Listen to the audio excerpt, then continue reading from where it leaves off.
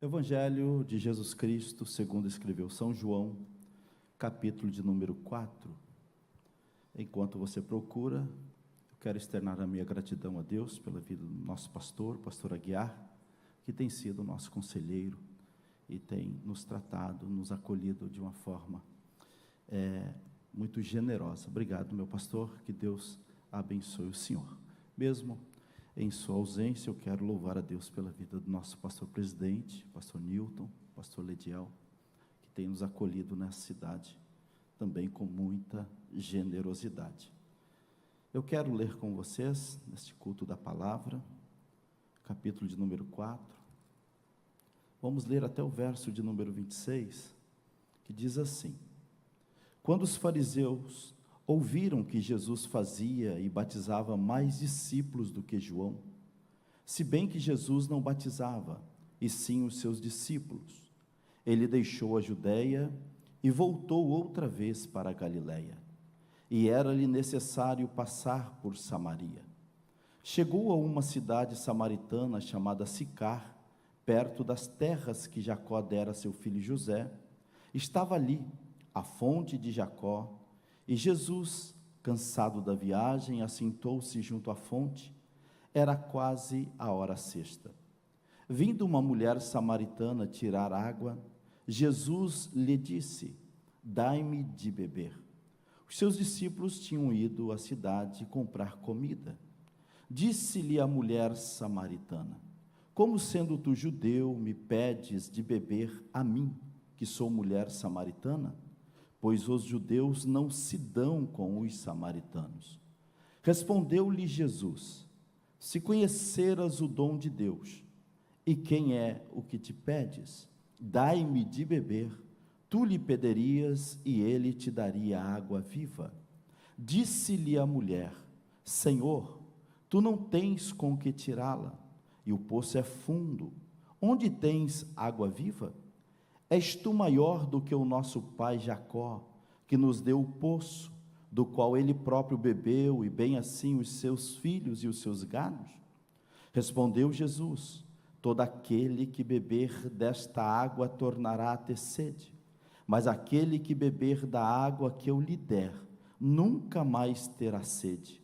Deveras a água que eu lhe der, se fará nele uma fonte de água que jorre para a vida eterna.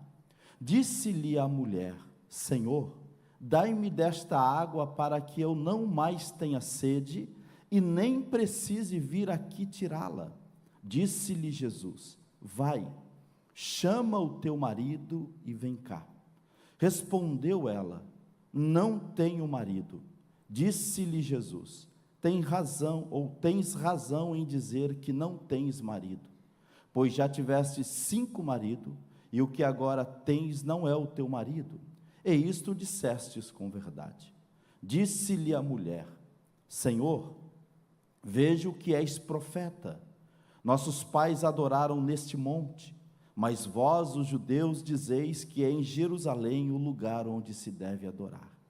Disse-lhe Jesus: Mulher, crei-me, a hora vem, em que nem neste monte, nem em Jerusalém adorareis o Pai. Vós, os samaritanos, adorais o que não conheceis. Nós adoramos o que conhecemos, pois a salvação vem dos judeus.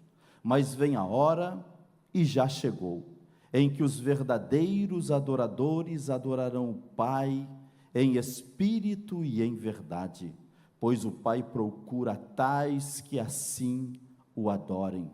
Deus é espírito, e importa que os que o adorem em espírito e em verdade. Disse-lhe a mulher: Eu sei que o Messias chamado Cristo vem. Quando ele vier, nos explicará tudo. Disse-lhe Jesus: Eu o sou, eu que falo contigo. Amém, meus amados? Mensagem, leitura extensiva propositalmente, porque se eu não alcançar aqui aquilo que Deus colocou em meu coração, a palavra já falou com vocês. Esse texto é um texto que todos nós conhecemos. não tem segredo, e o texto é autodidático, ele é explicativo. Lendo, você já tira as conclusões do que Jesus está fazendo aqui. Aqui é um diálogo entre Jesus e, a Bíblia diz, uma mulher samaritana.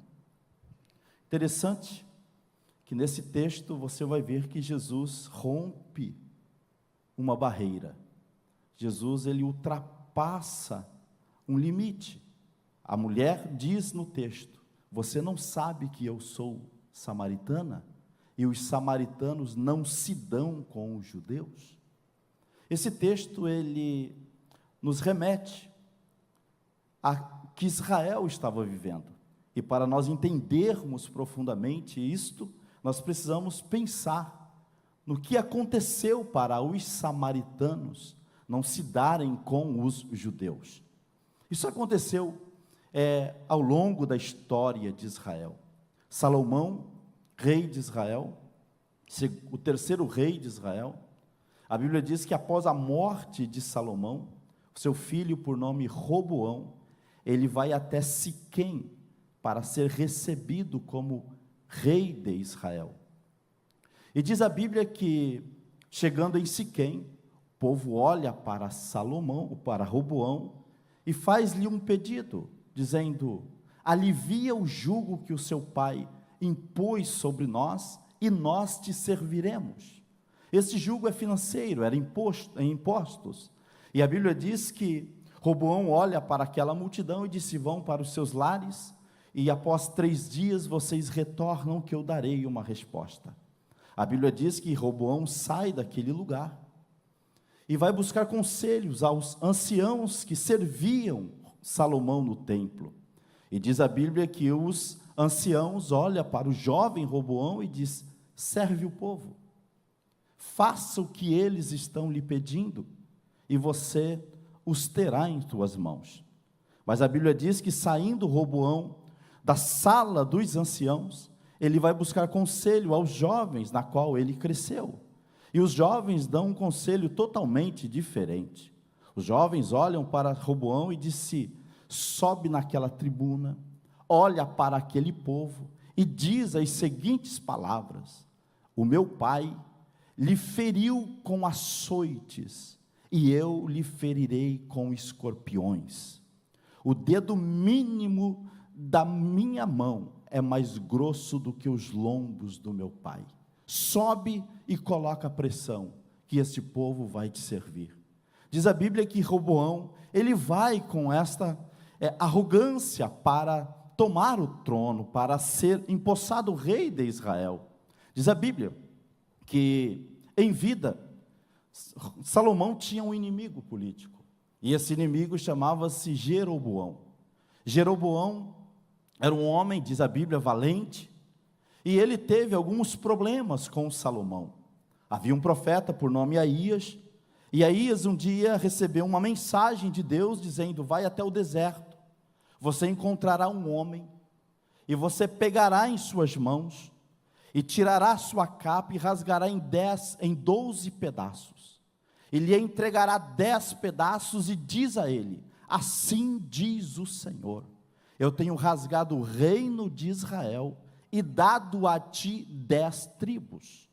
Salomão, vendo aquela situação, tenta matar de alguma forma Jeroboão. Ele recorre ao Egito e ali se esconde.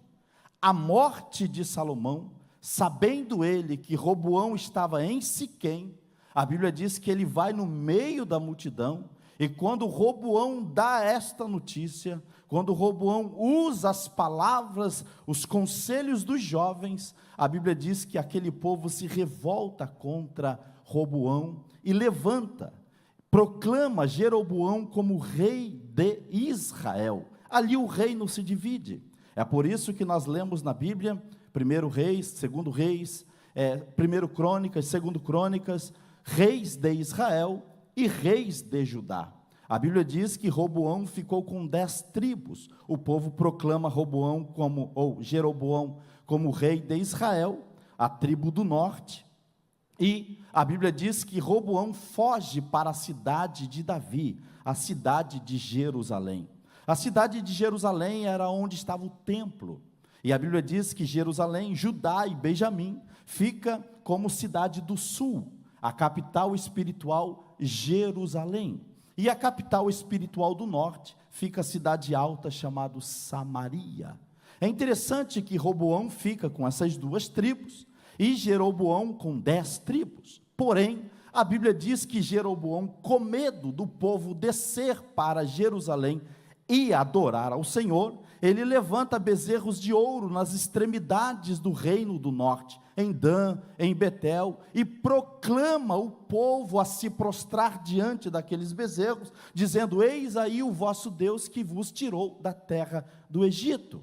Também a Bíblia diz que Jeroboão levantou homens, sacerdotes que não eram da tribo de Levi. Isto ele fez mais para trazer ira ao coração de Deus do que qualquer outra coisa.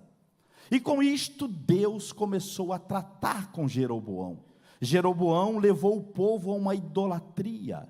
Jeroboão levou as 10 tribos a se prostrarem diante de deuses, de ídolos. Esse reino, ele durou 250 anos. Esse reino, o reino do norte, as 10 tribos, que tinha a capital espiritual, Samaria, teve 19 reis e uma rainha. Ele durou 250 anos, Deus usa os profetas para alertá-los, para repreendê-los, e eles não acatam a palavra de Deus, e no ano 722, Deus suscita o rei da Assíria, chamado Tiglat-Pileser III, ou Salmaneser, como alguns textos. E esse rei, ele invade a Samaria, que era a capital do reino do norte, e leva o povo das 10 tribos, que é Israel, para o cativeiro, na qual eles tinham domínio de outras terras. A Bíblia diz que ele espalhou o povo de Israel para a terra de Ramate, de Refarvaim, e outras terras na qual eles tinham o domínio. E com isto, ele trouxe outros povos para repovoar a cidade de Samaria. Com isto, as gerações foram andando e eles começaram a se coabitar um com o outro. E a Bíblia diz que eles começaram a cultuar os deuses daquele povo que veio para repovoar Samaria. Com isto, a Bíblia diz que surgiu uma religião mista conhecida como a religião dos samaritanos. Isso você encontra em 2 Reis capítulo 17, a partir do verso de número 24, e também no livro de Esdras, no capítulo 2. Eles começam a adorar ídolos. Aquele povo que veio de outras nações, começou a coabitar com os que ficaram em Jerusalém.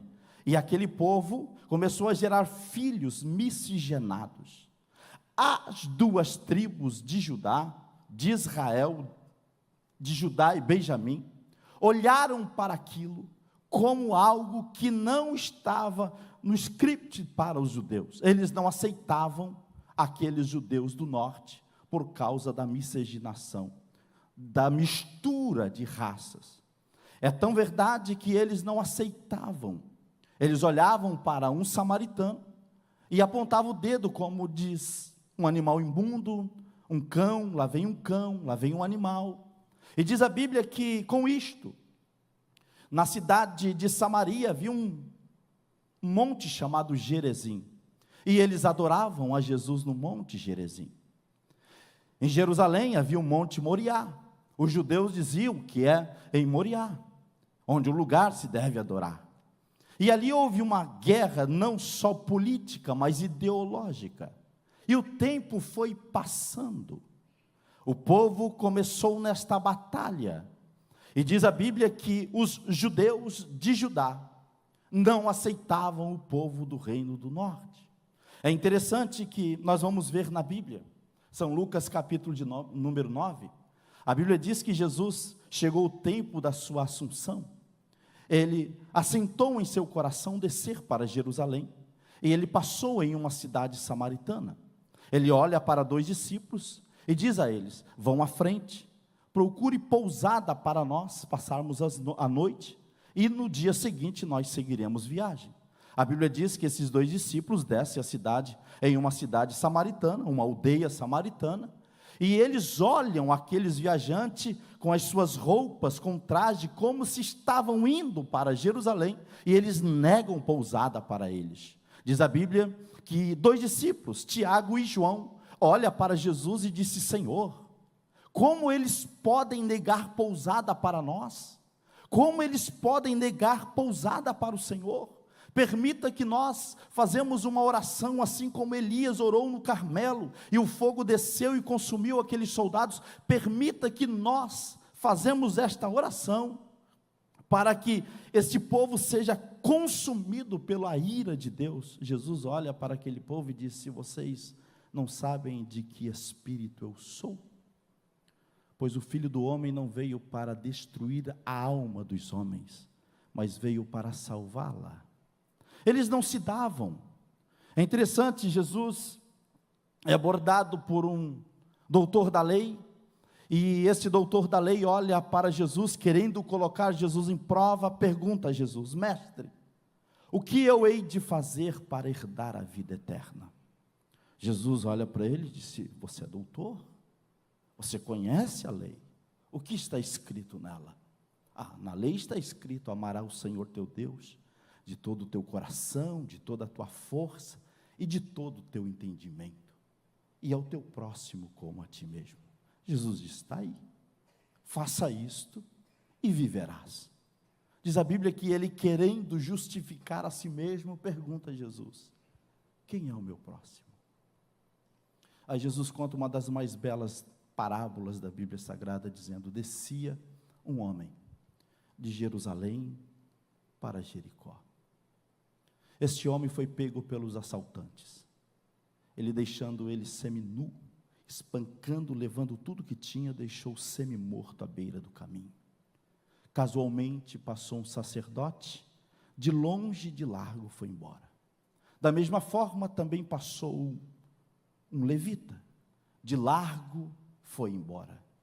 Mas naquele caminho também passou um samaritano, como Jesus estava dizendo a eles: aqueles na qual vocês não aceitam em suas mesas. Passou aquele na qual vocês não aceitam em suas casas. Passou um daqueles na qual vocês rejeitam. Passou um samaritano.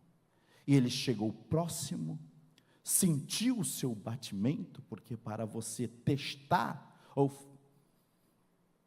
olhar somente não basta.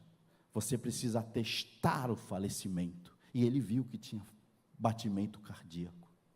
Ele olhou para aquele moribundo, atou as suas feridas com faixas, deitando azeite, deitando vinho, colocou ele em sua cavalgadura, levou a uma hospedaria, cuidou dele. No outro dia chamou o hospedeiro, pagou mais 2 dias de hotel e disse: cuida dele. E se de mais alguma coisa ele gastar, coloca na minha conta, porque quando eu voltar, eu pagarei.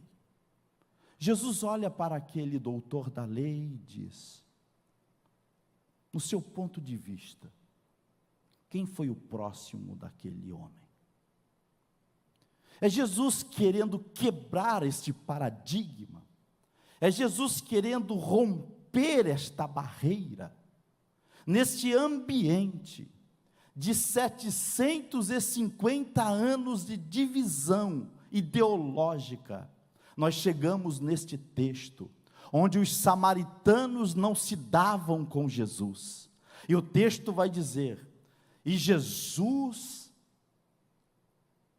ele deixou a Judéia, e foi outra vez para a Galileia, e a Bíblia diz: e era-lhe necessário passar por Samaria. É interessante que tinha outros caminhos para Jesus chegar ao seu destino. É bem da verdade que são caminhos mais longos.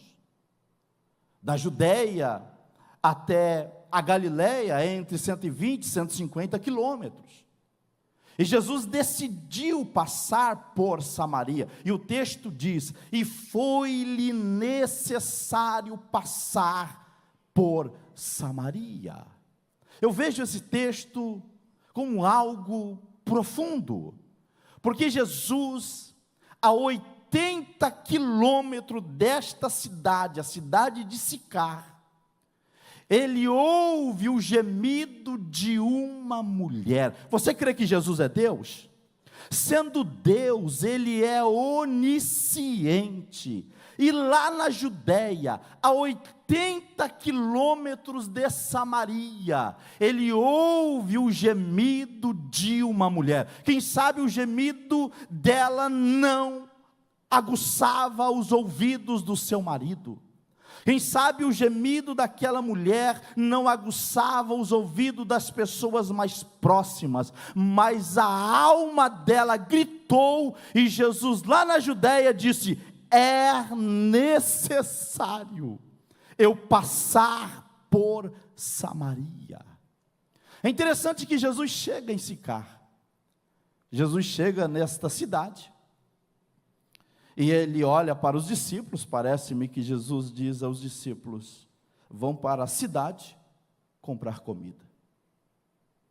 Jesus fica sozinho em um poço, e quando ele ali está, de repente aparece uma mulher, na hora sexta, meio-dia, um horário que não era habitual das mulheres tirar água devido ao sol.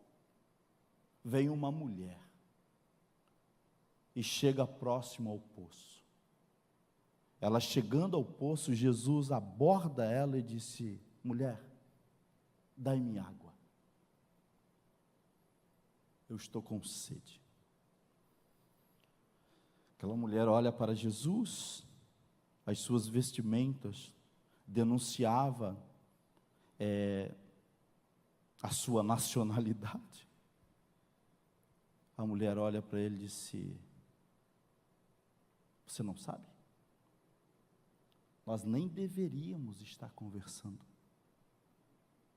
Judeus e samaritanos não se falam. Nós temos um problema aqui. Jesus olha para ela e disse: se tu soubesse quem é, o que lhe pede, dai-me de beber, tu lhe pedirias, e eu lhe daria água viva. Eu gosto desse texto, porque Jesus parece-me que está abordando esta mulher de uma forma como, eu vou usar essa expressão aqui, os irmãos me perdoem, como um psicólogo. Jesus está quebrando um gelo aqui. Jesus não queria água. O texto vai dizer que Jesus não tomou água. O texto também vai dizer que Jesus não comeu pão e não bebeu água. Jesus queria abordar algo aqui que era mais profundo do que o próprio poço. Jesus olha para aquela mulher e começa a quebrar um paradigma aqui, a quebrar o gelo. Jesus começa a trabalhar no coração daquela mulher em um relacionamento na qual ela conhecia, ela sabia de água, ela conhecia os poços, ela sabia de que Jesus estava falando. É bem assim que Jesus trata com a gente. Jesus fala conosco de uma forma que nós entendemos. Jesus fala com cada um de nós de uma forma que nós entendemos claramente o que Ele quer de nós. Eu gosto porque Jesus esperou aquela mulher no poço. Não foi a mulher que esperou Jesus no poço, foi Jesus quem a esperou. Enquanto ela estava vindo, Jesus já estava sentado à beira do poço, um lugar totalmente hostil. Esta mulher, ela não estava em um ambiente salutar, ela estava fugindo de gente. Dá a entender que esta mulher não tinha um convívio social. E também no decorrer do texto dá para ver que esta mulher não tinha uma vida moral equilibrada para a cultura da época. Eu entendo que esta mulher está vivendo uma crise existencial, uma depressão profunda, uma amargura de alma. E no meio deste problema todo, Jesus vai lhe encontrar no poço de Jacó. Jesus senta no poço e diz a ela: dai-me de beber. Mas Senhor, o Senhor é judeu, se tu soubesse quem lhe pede, eu lhe daria água viva. A mulher olha para Jesus e disse: Senhor, tu não tem como tirar água, esse poço é fundo, o Senhor não tem um caneco para tirar a água. Você está dizendo para mim que você é maior do que o nosso pai Jacó, que deu de beber aos seus filhos e ao seu gado? E Jesus, neste relacionamento aqui, olha para ela e diz: se tu soubeste, eu lhe daria água viva, e nunca mais você desceria neste poço para beber água, e nem para tirá-la. A mulher olha para Jesus e disse: então me dá, porque eu estou cansada de vir todos os dias neste mesmo poço tirar água. Eu preciso desta água. Quando aquela mulher disse isso, Jesus muda a história e disse: vai para a tua casa, chama o teu marido e vem cá. Água e marido não tem conexão nenhuma. Vai na tua casa, chama o teu marido e traz ele aqui. Senhor, eu não tenho marido. Jesus olha para ela e disse: tens razão em dizer que não tens, porque você já teve 5 maridos, e o que agora tem não é teu marido, e isso disseste com verdade. Eu vejo que tu és profeta. Os nossos pais dizem que nós devemos adorar a Deus neste monte. Vocês dizem que é no monte lá em Jerusalém. E nós sabemos, nós estamos esperando o Messias. Jesus disse: mulher, creia-me, a hora vem, em que nem neste monte, nem em Jerusalém, adorareis o Pai, porque Deus é Espírito. Importa que os que o adorem em espírito e em verdade. E a hora é agora.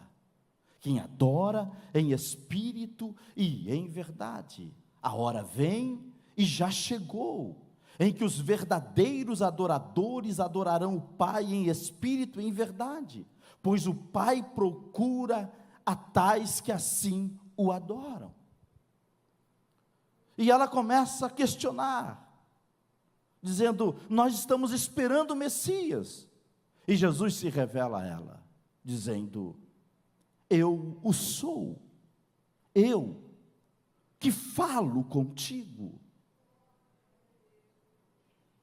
Pensando nisto, eu quero declarar sobre a tua vida. Eu não sei o que você está vivendo, eu não sei qual o poço existencial da sua vida, mas é neste momento, é nessa circunstância, que Jesus quer se revelar a você. É neste poço, é nesta angústia, é neste problema, é no meio deste vendaval, que Jesus quer se revelar ao seu coração. Nada está perdido.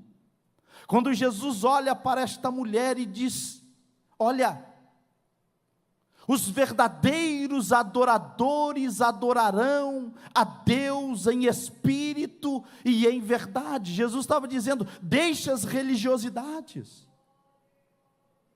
deixe os ritos. Vocês adoram lá, mas não é nem aqui, nem em Jerusalém, é em espírito e em verdade. Eu vejo que Jesus está trazendo cura à alma desta pessoa. Eu vejo que Jesus está trazendo um remédio poderoso para curar literalmente a alma desta mulher.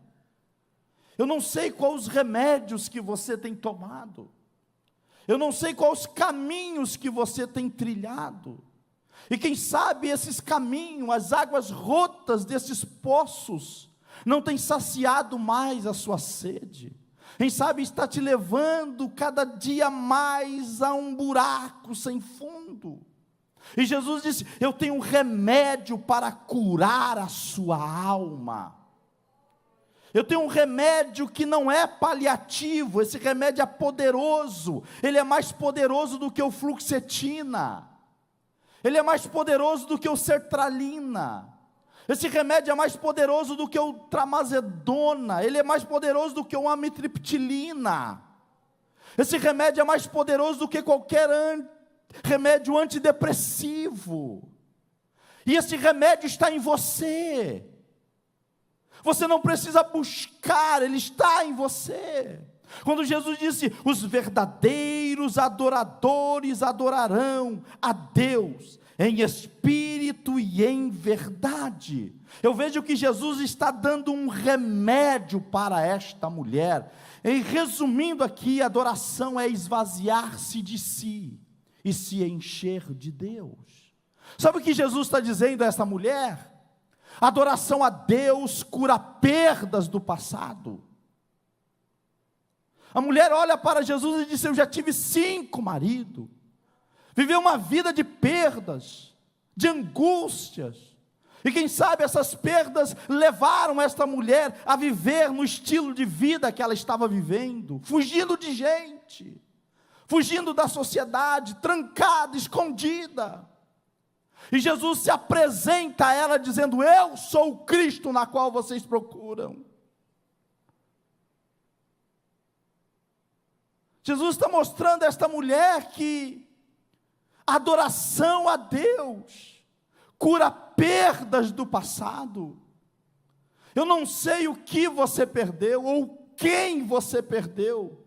Quem sabe você ainda está passando no processo do luto. Quem sabe esse luto estendeu porque você não compreendeu o propósito de Deus, está vivendo um processo terrível. Jesus lhe trouxe aqui para lhe dizer: eu tenho um remédio poderoso para você. Esse remédio é a adoração a Deus. Experimenta no meio desta tempestade toda, rasgar a sua alma e cantar louvores ao Deus eterno. Eu gosto.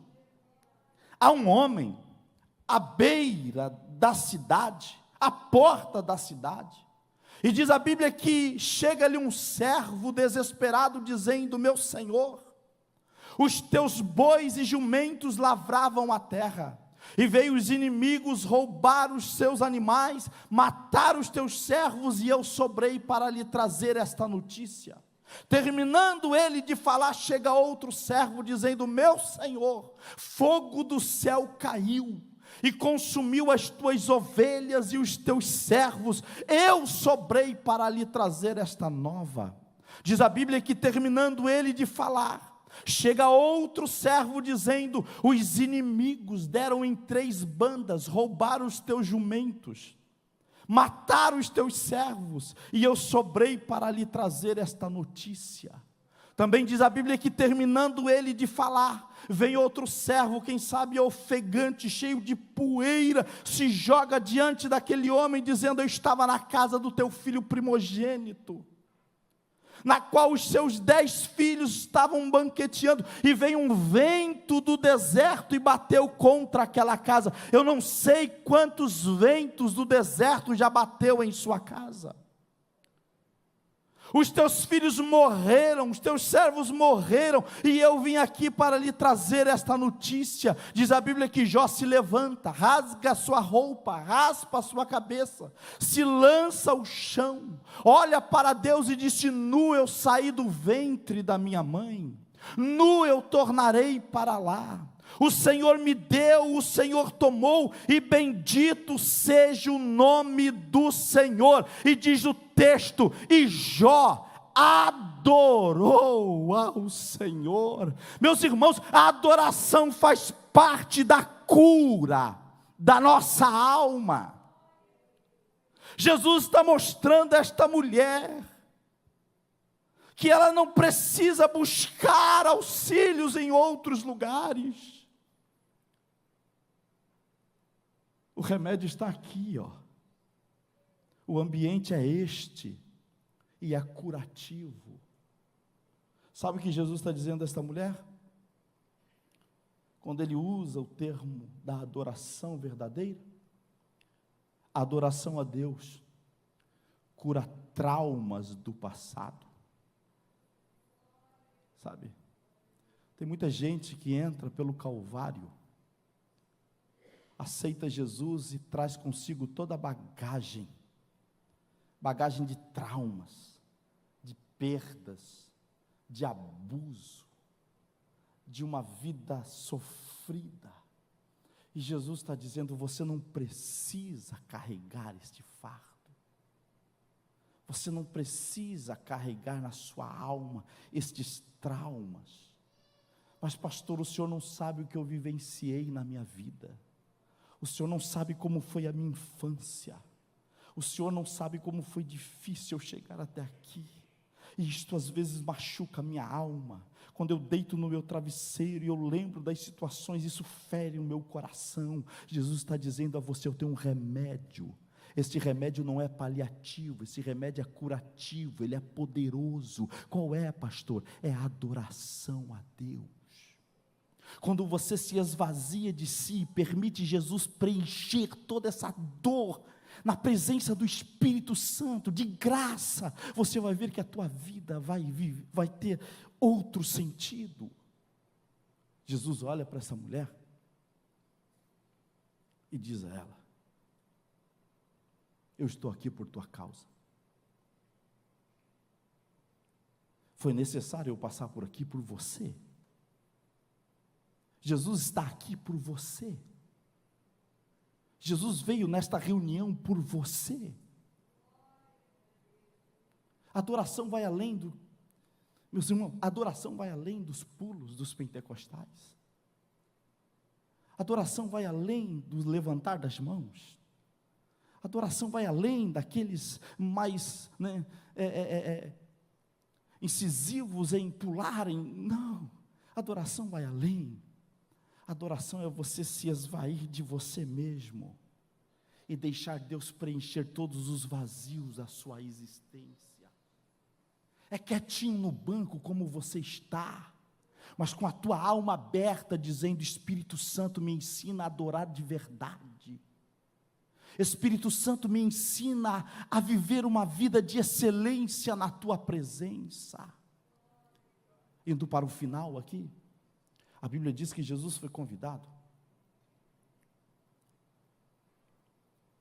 a jantar na casa de um homem, e a Bíblia diz que esse homem era um fariseu. E Jesus chega na casa, e ali havia uma pequena multidão naquela cozinha, naquela sala. Jesus está sentado, né? A cultura judaica não é a mesma cultura nossa, sentado no chão com os pés para trás, em cima de um tapete, quem sabe, mesa baixa, comendo, bebendo, quem sabe contando algumas coisas, conversando aleatoriamente, o anfitrião à mesa, contando as suas situações. E havia um momento, de repente uma mulher rompe aquela multidão, um ambiente que não era para ela, rompe aquela multidão e se joga aos pés de Jesus. Diz a Bíblia que ela carregava um vaso de alabastro, com perfume raríssimo dentro, e essa mulher caindo aos pés de Jesus, ela quebra aquele vaso, e lava os pés de Jesus com aquele perfume. A sala daquela casa começa a inalar o cheiro do perfume. Aquela mulher, não se contendo das emoções, começa a chorar. As suas lágrimas copiosas lavam os pés de Jesus, e ela, constrangida, quem sabe, com seu cabelo, começa a secar e beijar. Olha a cena. O anfitrião vendo aquilo, os homens assustados, e uma mulher desesperada aos pés de Jesus, lavando os seus pés com as lágrimas, secando com o cabelo e beijando com os lábios. Beijando, lavando, enxugando. Beijando, lavando, enxugando. Incomodou todo mundo. O anfitrião olha para aquela situação e ele pensa: se este fosse profeta, saberia que esta mulher não é digna de estar aqui. Jesus olha para Simão e disse: eu tenho uma coisa para lhe dizer, Simão. Diga, mestre. um certo credor tinha 2 devedores. Um lhe devia 500 denários, outro 50 denários. Ambos não tendo como lhe pagar, ele perdoou as dívidas. Diz para mim, Simão, quem dos 2 é mais? Deve ter mais honra a esse homem. Ah, Senhor, acredito que seja o que devia 500 denários. Jesus olha para ele e diz: pois bem, eu cheguei em sua casa, você não me recebeste com uma bacia de água para eu lavar os meus pés?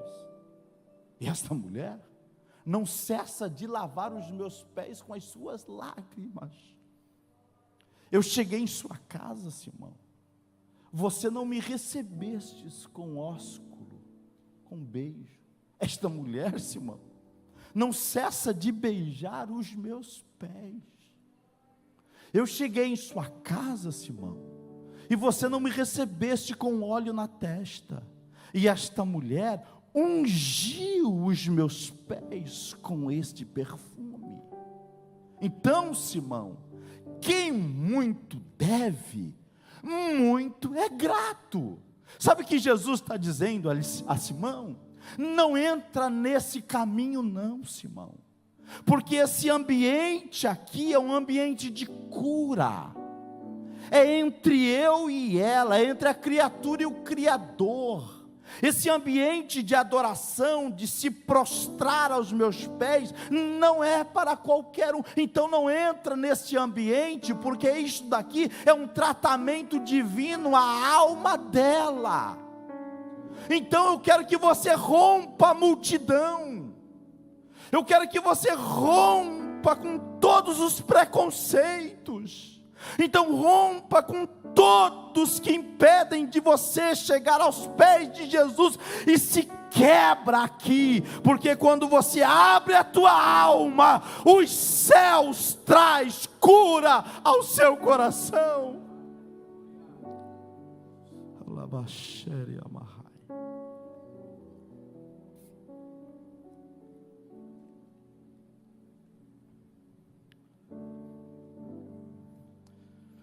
Pastor Aguiar, eu estava pastoreando uma igreja e tinha uma irmã, ela cuidava dos kids, uma das mulheres mais inteligentes da igreja.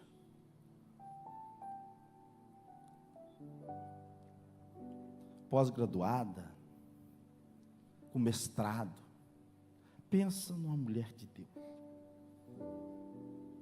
Olhava para aquela mulher assim, era o estereotipo daquilo que todos os pastores queriam.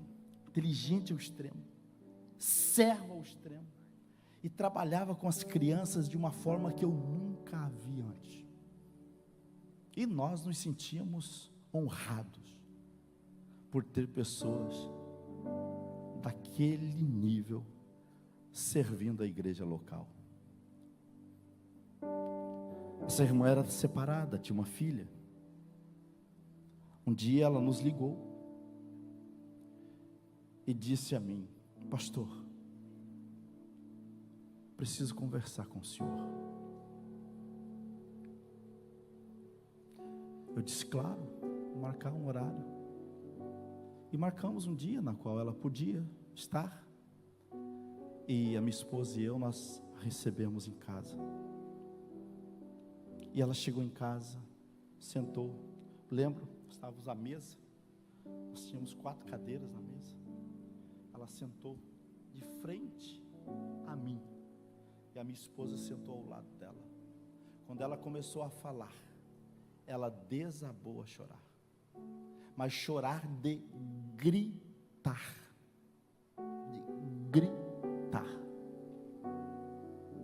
o gemido da alma. Eu falo a vocês, eu me arrepio aqui. E a minha esposa acalmou, deixou ela chorar, deixou ela expressar ali a angústia, pegou um copo com água, ela tomou o copo com água e nós fomos conversar depois de uns 10 minutos. Ela disse: pastor, eu estou vivendo de máscara. De máscara. O senhor não conhece a minha história. E isso tem trazido um peso, e eu já pensei em tirar minha vida por algumas vezes. E eu enxugo as minhas lágrimas e venho para a igreja sorrindo, cantando, mas é tudo ilusão. E ela começou a contar a história dela. O pai da minha filha, ela conheceu ele quando tinha 15 anos. Um cara totalmente agressivo, né?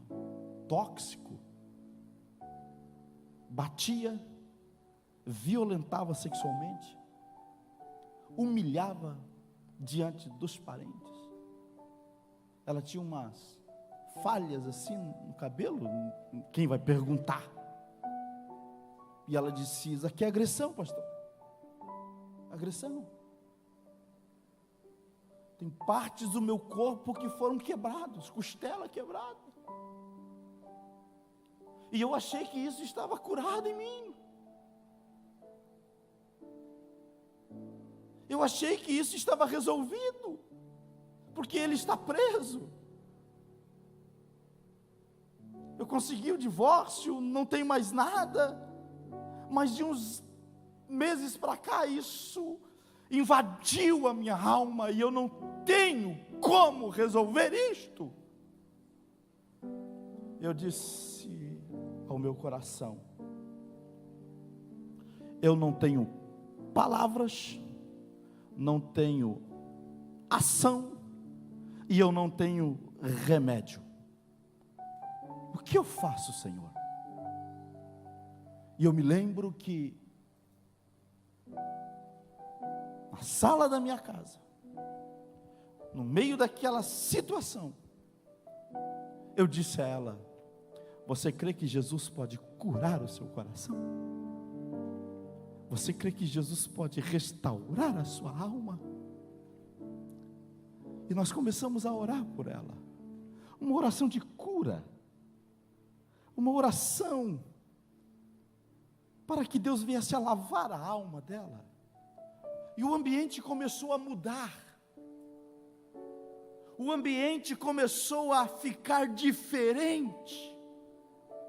Deus desceu ali, Deus veio, pastor. O ambiente ficou palpável, a glória.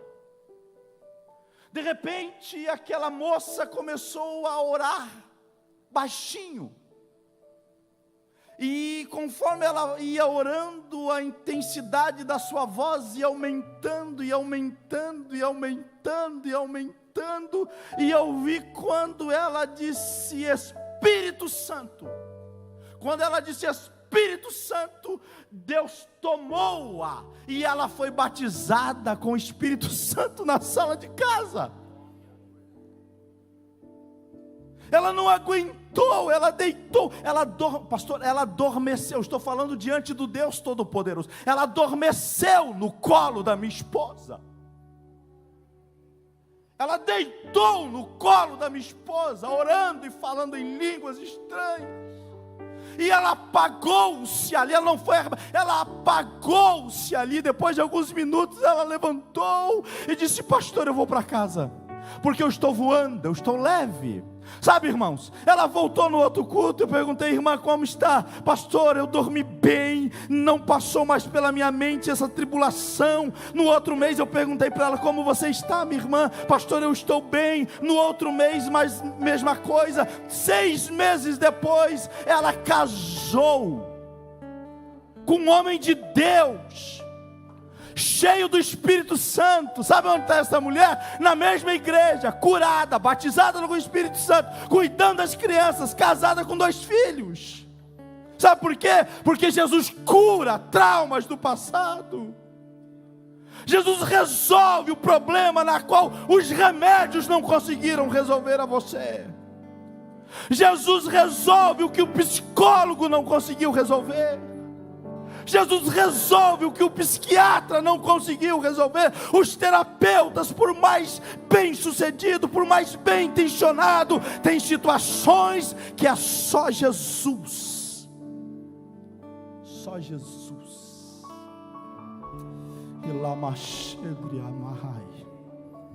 Só o Espírito Santo.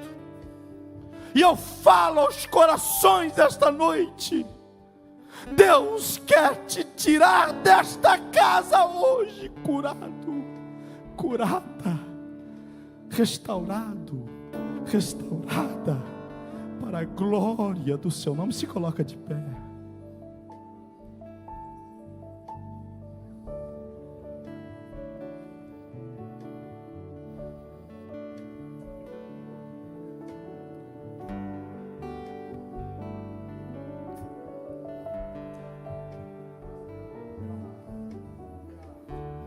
Elementu flérias teri ramais. Pastor Aguiar, em 2002, no ano 2002, pastor Gilmar, que hoje está na cidade, aqui não, pastor Gilmar, na cidade aqui próximo a Lages, um pouco antes, ele é o pastor presidente, foi meu pastor em 2002 ali no Badenfurt. Presta atenção nisso, presta atenção aqui. Minha esposa engravidou.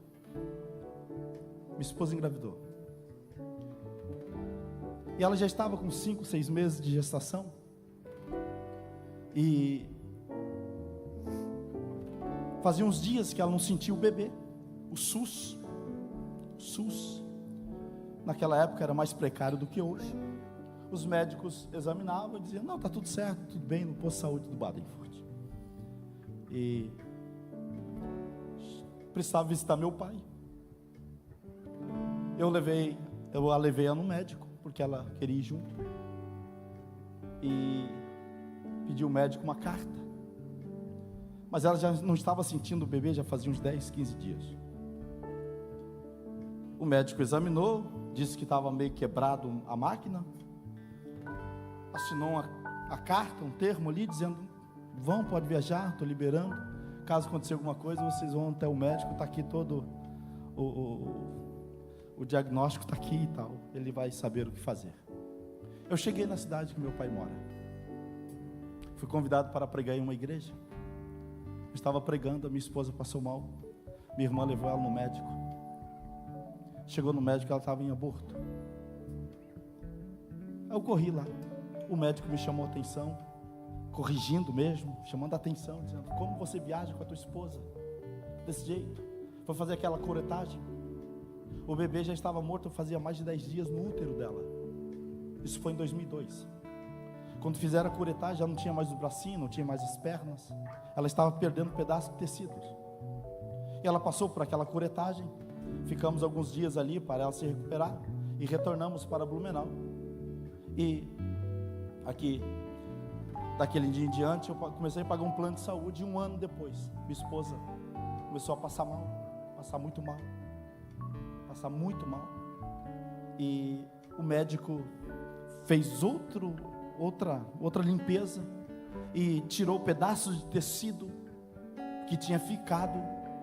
E ele nos atendeu muito bem, Dr. Cordone. E ele olha para nós e disse: se vocês tiverem desejo de ter filhos, entra na fila de adoção, porque a tua esposa não pode mais gerar filhos. Apodreceu o útero dela, ficou com um pedaço de tecido dentro muito tempo. A Mara ficou com depressão. Preste atenção no que eu vou dizer aqui para você. A Mara entrou em depressão. Ela ficou 2 anos em depressão, dentro de um quarto chorando, pedindo a morte. Ela ficou com 33 quilos. Eu não levava ninguém em minha casa. Ninguém. Ela ficava dentro do quarto chorando, pedindo a morte. Passou por psiquiatra, passou por vários médicos. E eu tive que assinar um termo de responsabilidade por ela, porque ela deveria ser internada, não queria. E os médicos disseram: olha, assina um termo e leva para casa. Não podia ter nada afiado, faca, corda. Imagina, crente, crise suicida, pastor. Depressão profunda.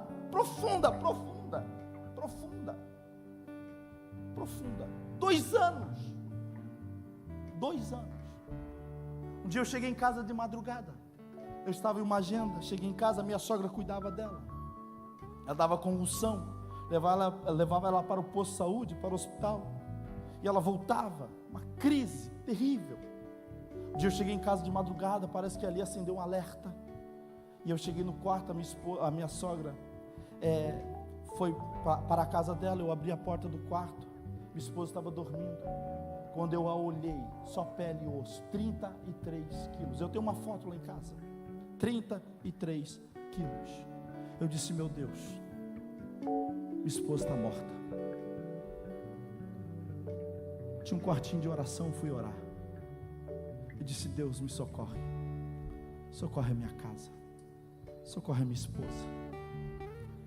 Aquela madrugada, e eu falo aqui com muito temor de Deus, parece que chegou um vento dentro daquele quarto e começou a pairar sobre a minha cabeça, e eu senti a graça de Deus.